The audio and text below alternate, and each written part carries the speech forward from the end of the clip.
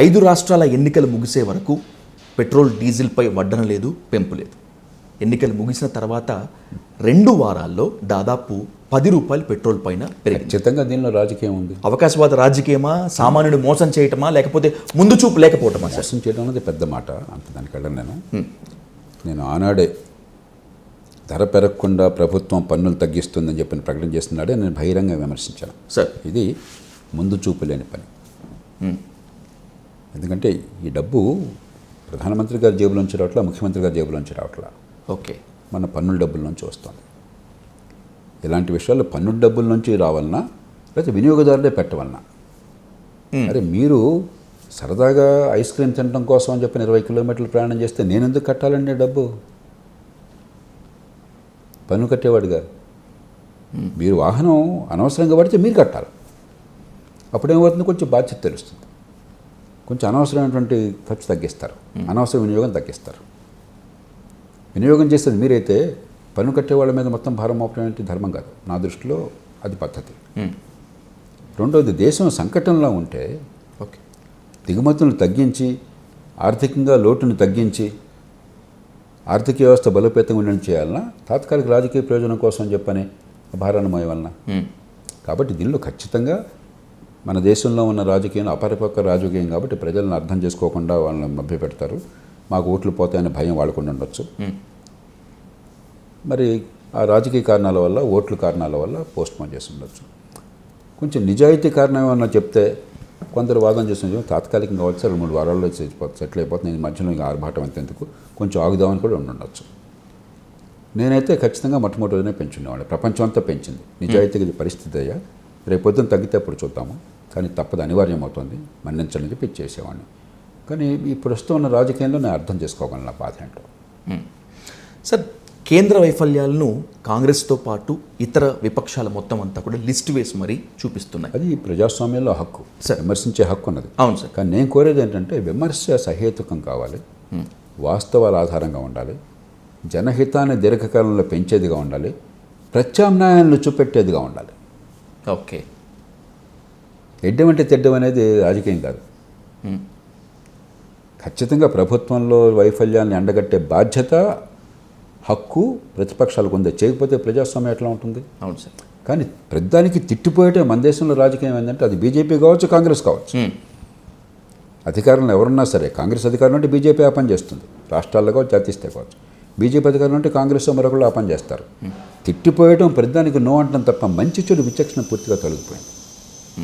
సమస్య అది. సమస్య విమర్శలో లేదు, విమర్శించే హక్కులో లేదు. విచక్షణ కోల్పోయి ప్రతిదానికి నో అంటాం ఒకడు, ప్రతిదానికి చప్పట్లు కొట్టడం మరొకళ్ళు, దానిలో ఉన్నది. ఇవి బీజేపీ వైఫల్యాలు అని చెప్పి కాంగ్రెస్తో పాటు ఇతర విపక్షాలు లిస్టు వేసి చూపిస్తున్నా కూడా 12 ఏళ్ల బట్టి బీజేపీ విజయం అప్రత్యతంగా కొనసాగుతూనే ఉంది.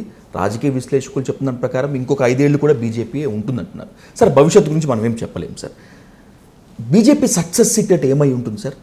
మతము అని కొంతమంది అంటున్నారు, ఈవీఎం మ్యానిపులేషన్ అని చెప్పి కొంతమంది అంటున్నారు. ఈ రెండు నా దృష్టిలో చాలా, మతం అనేది మన సమాజాన్ని చాలా లోతుగా అర్థం చేసుకోకుండా చాలా తేలిగ్గా చూస్తున్నాం, ప్రజలను అవమానిస్తున్నాం. ఇదే దేశంలో మతం గతంలో ఉంది కదా.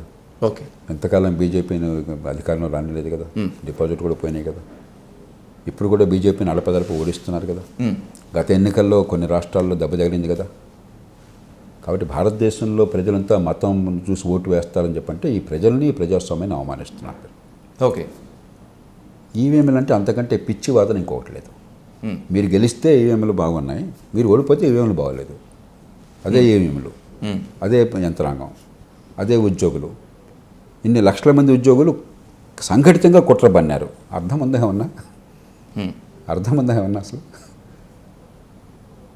ఉద్యోగుల మీద ఎవరు మాట్లాడటం లేదు సార్. కేవలం ఎలక్షన్ కమిషన్ దాని పనితీరు, ఈవీఎంల మీదే మాట్లాడుతున్నారు. మీరు ఏమనుకుంటున్నారు? ఎలక్షన్ కమిషన్ ఏదో బాండ్ సినిమాలో విలన్లాగా ఢిల్లీలో కూర్చుని వాళ్ళు ఇట్లా బటన్ నొక్కితే మారుతాయి అనుకుంటారా? 1 కోటి మంది ఉద్యోగులయ్యా ఎన్నికలు నిర్వహించేది. 10-15 లక్షల ఈవీఎంలు అయ్యా ఉండేది. ప్రతి ఈవీఎం సెపరేట్ మెషిన్ అయ్యా అది. ఆ ప్రతి సెపరేట్ మెషిన్ని కాలిబ్రేట్ చేసేది లోకల్గా ఉద్యోగులయ్యా. వాళ్ళు అక్కడ ప్రతిరోజు ఎలక్షన్ పోలింగ్కి ముందు వీళ్ళకి తెలుసో లేదో మాక్ పోలింగ్ పెడతారయ్యా అక్కడ. వాళ్ళు ఎదురుగా పెట్టి సీల్ చేస్తారయ్యా. ఏం మాట్లాడుతున్నాం మనం? ఎంత పిచ్చిగా మాట్లాడుతున్నాం? ఇవన్నీ మూర్ఖమైన ఆలోచనలు. ఈ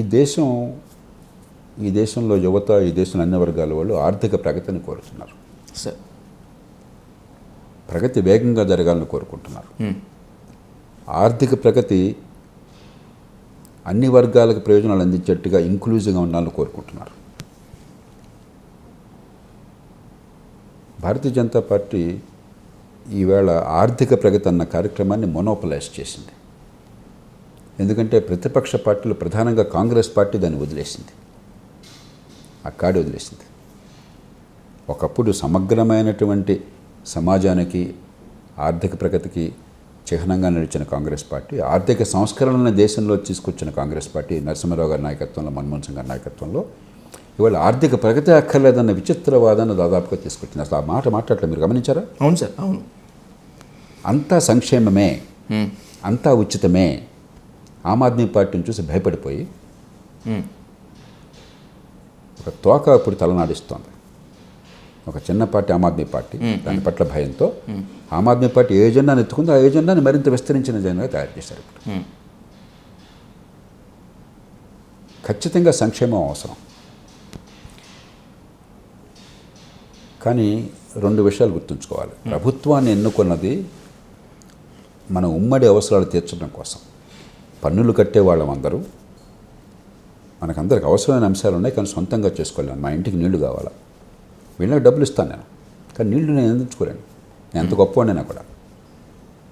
వర్షం వస్తే వరదలు కాకుండా ఉండాలా, ఇంటికి నిరంతరం కరెంట్ అందాలా, రవాణా బాగుండాలా, ట్రాఫిక్ స్తంభించబోకూడదు హైదరాబాద్లో ప్రస్తుతం ఉన్నట్టుగా, పొల్యూషన్ ఉండకూడదు. లేకపోతే మీకు మంచి ప్రమాణాల విద్య కావాలా, జేబులో డబ్బులు ఖర్చుకోకుండా పనులు కడుతున్నాం కాబట్టి మంచి స్కూలింగ్ పిల్లలకు కావాలా, మంచి ఆరోగ్యం కావాలా. ఈ ఉమ్మడి సేవల కోసం ప్రభుత్వాన్ని మనం ఏర్పాటు చేసుకున్నాం. ఆ ఉమ్మడి సేవలు మర్చిపోయి సంక్షేమంతో ప్రజల్ని మభ్యపెట్టి బతుకులు నాశనం చేస్తామంటే నష్టపోయేదెవరు? బేదలే. డబ్బున్నవాడికి పెద్దగా లేకపోయినా నష్టం లేదు. మీకు దోమలు ఉంటే వాడు దోమల నివారణ కోసం ఏర్పాట్లు చేసుకున్నాడు, యంత్రాలు ఉపయోగిస్తున్నారు, రకరకాల కొత్త మిషన్స్ వస్తున్నాయి. మీకు మంచినీళ్ళు లేకపోతే వాడు మంచినీళ్ళు వేరే ఏర్పాటు చేసుకుంటున్నాడు, కొనుక్కుంటున్నాడు. మీకు కరెంట్ లేకపోతే వాడు సోలార్ పవర్ పెట్టుకుంటున్నాడు, మరొకటి చేసుకుంటున్నాడు ఏదో. కాబట్టి వీలున్నంత వరకు వాడు మన జీవితం నుంచి దాటిపోయాడు, వాడు బతికేస్తున్నాడు. నష్టపోయేదోరు ఈ సరిగ్గా అందకపోతే జీవితం చాలా గందరగోళం అయినటువంటి సామాన్యులు, బేదలు. ఆ బేదల బతుకుల్ని మీరే నాశనం చేసి మంచి విద్య అందకుండా, సంపాదించే శక్తిని పెంచకుండా, మంచి ఆరోగ్యాన్ని అందించకుండా, తాత్కాలికమైన తాయిలాలు ఇచ్చి ఈ ప్రజల్ని అవమానించి ఆత్మగౌరవం లేకుండా చేసి పేదరికాన్ని కొనసాగిస్తున్నారు. ఏ రోజుకు ఆ రోజు తింటే ఆ రోజు మళ్ళీ పరిగెడిపోమన్నాడు. ఇది నేపథ్యం. దీంతో ఇప్పుడు రాజకీయ పోటీ ప్రధానంగా ఏమైంది? అన్ని చోట్ల ఇట్లా లేదు. ఉదాహరణకి ఒరిస్సాలో అట్లా లేదు. ఒరిస్సా నవీన్ పట్నాయక్ గారు ఒక బ్యాలెన్స్ తీసుకొచ్చాడు, సంక్షేమానికి ఆర్థిక ప్రగతి. అది నిజమైన పోటీ. ఒకే బ్రాడ్గా పెద్ద తేడాలు లేవు. సామర్థ్యం వేళదా మాదా అని చెప్పని పోటీ పడ్డారు. ఒక 25 ఏళ్ళ పాటు ఆయనకి ఇచ్చారు, ఇప్పుడు ఇంకొకరికి ఇచ్చారు అవకాశం. కానీ చాలా వరకు దేశంలో ఏమవుతుంది, బీజేపీకి ఈ ప్రతిపక్ష పార్టీలు, ముఖ్యంగా కాంగ్రెస్ పార్టీ ఆర్థిక ప్రగతి నిజంగా ఇచ్చేశారు, వదిలేసుకున్నారు. సరే, అది ఏకపక్షం అయిపోయింది. మౌలిక సదుపాయాల కల్పన బీజేపీ. రోజుకు 30 కిలోమీటర్లు 40 కిలోమీటర్లు నేషనల్ హైవేస్ వేస్తున్నాం బీజేపీ, పోర్టులు కడుతున్నాం బీజేపీ, మరో ఏర్పాటు చేస్తున్నాం బీజేపీ, ఆర్థిక ప్రగతికి ఏర్పాటు చేస్తున్నాం బీజేపీ, ఆర్థిక క్రమశిక్షణ బీజేపీ, ఆర్థికాభివృద్ధికి ఊతము బీజేపీ. ఖచ్చితంగా దీర్ఘకాలంలో సంక్షేమం అన్నది సాధ్యం కాదనేది ప్రజలు గుర్తిస్తున్నారు. మీకు ఎజెండా లేకుండా పోయింది. Okay sir. బీజేపీ విఫలమైన అంశాలు ఉన్నాయి. అతనికి గతంలో ఇతర పార్టీలు విఫలమైన బీజేపీ విఫలం అవుతుంది.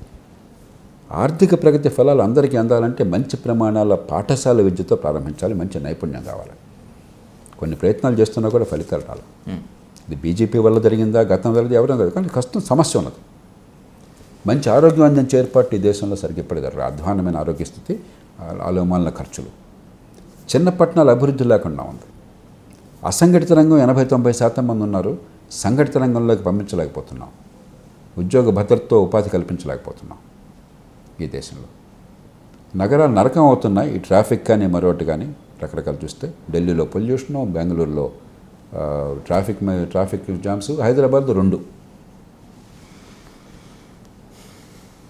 ఈ లోపాలని చట్టబద్ధ పాలన లేదు. బడుతున్నవాడి దెబ్బరి దేశంలో ఏ పార్టీ ఉన్నా కూడా ప్రజలు విసిగిపోతున్నారు. ఈ లోపాలను అర్థం చేసుకునే దానికి ప్రత్యామ్నాయ ఎజెండాను సృష్టించి మా అభివృద్ధి నియమం ఏంటని చెప్పని ఆ ప్రజల దగ్గర తీసుకుపోవడంలో పూర్తిగా ప్రతిపక్షాలు విఫలమవుతున్నాయి. గొప్ప ఎజెండా ఉంది.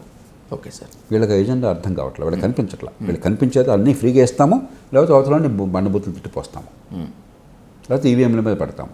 అంతే తప్ప ప్రజల జీవితాలు, ప్రజల అవసరాలు దాన్ని గమనించడంలో విఫలమైన ఒక రాజకీయ వ్యవస్థగా అన్న విషయం పట్టట్లా. కాబట్టి ఒక బలమైన ఎజెండా బీజేపీకి ప్రత్యామ్నాయంగా ఉంది. అది ఈ పార్టీలకు కనిపించట్లా. Okay sir. గుర్తించడంలో విఫలమవుతున్నాయి రాజకీయ పార్టీలు కానీ మరి ఇవి కానీ.